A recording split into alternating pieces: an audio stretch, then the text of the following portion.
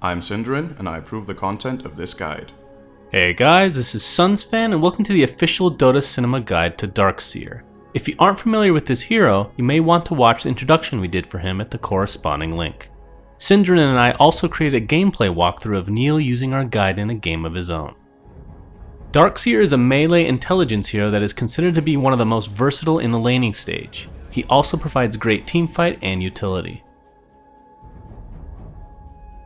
Skilling Seer is pretty much set in stone, but obviously tweaks can be made to fit your specific game. We'll assume you're playing the off lane, where skilling Ion Shell at level 1 is crucial, as you want to mess up the creep equilibrium for your enemies, which will end up pushing the lane in your favor. You'll proceed to max this first while prioritizing Surge at levels 2 and 4. Believe it or not, skilling your ult at the standard 6, 11, and 16 is not done very often. Typically you'll save it for 10, 11, and 16, as the wall isn't too effective in the early game. From here, you'll start leveling Vacuum at 6 and maxing it out second. This means you'll leave Surge with only 2 points leveled until all your other spells are maxed. For starting items, get yourself a salve, a set of tangos, a stout shield, and believe it or not, the recipe for a soul ring. Because you'll be playing the offlane, getting the recipe means you can finish the soul ring at the side shop very fast. It also means you won't be hogging the courier for your mid, which may need a fast bottle. If you are, however, the one playing solo mid, you can skip the soul ring entirely and just focus on getting that fast bottle yourself.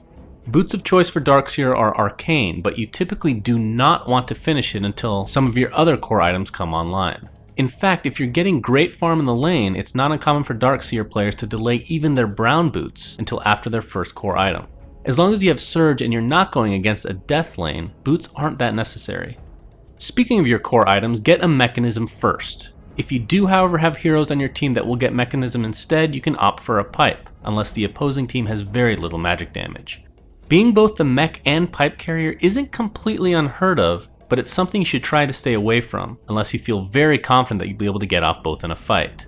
For example, if you're playing against a Doom that focuses you in every fight, that is 2 major teamfight items that go unused.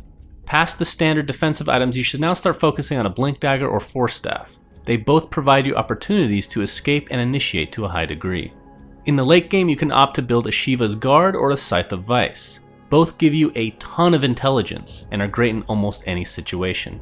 A Yule Scepter could also be looked at in certain situations if you aren't farming that well. For situational and luxury items, you have quite a variety to choose from. You could look at an Aghanim Scepter. It gives you great stats and makes your wall illusions deal more damage. This isn't always the best item to pick up, but if you're going against a team with 2 or more hard hitters, it becomes almost necessary to buy. Past that, you can make a case for a Ghost Scepter if you're having trouble surviving physical damage. Also, a Heart of Tarask is a good choice to tank up if you're actually getting decent farm. Items like an Assault Cuirass and Vlad are also great for your team, and last but not least, a Refresher can be absolutely amazing in the extreme late game as your ult will completely wreck face. Seer is one of the most versatile heroes in Dota.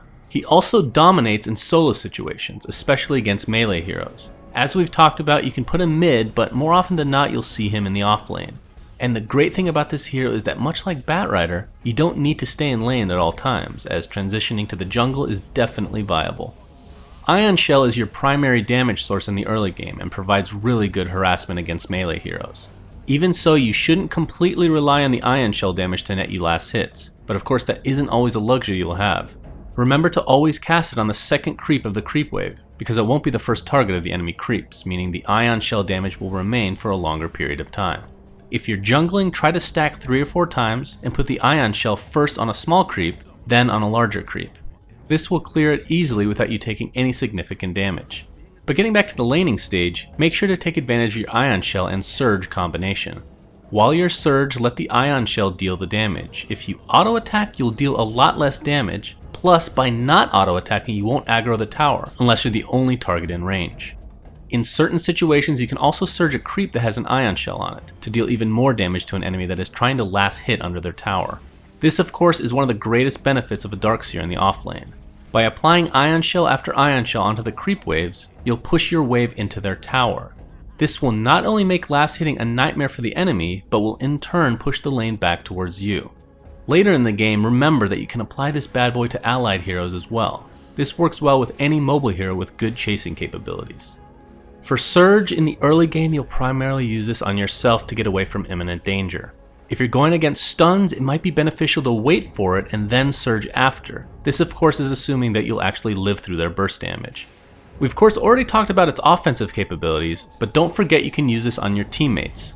And something that people tend to forget is that unless it's purged off, you cannot slow a target that is surged. Use that to your advantage against lineups with a lot of slows.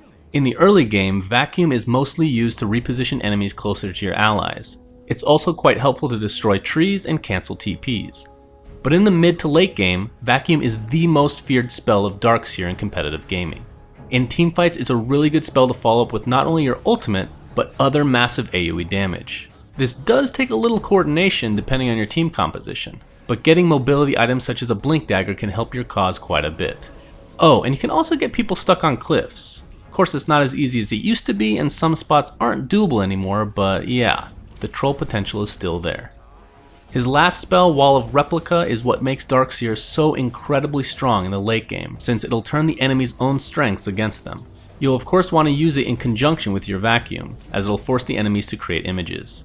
The standard combo is to usually drop the wall and then vacuum enemies into it, but the opposite can work in certain situations as well. It's a really good skill to use in choke points such as Roshan's Pit, as enemies will clump up. Of course, creating images of your foes doesn't mean your job is done. Remember to control the illusions instead of having them do their own thing.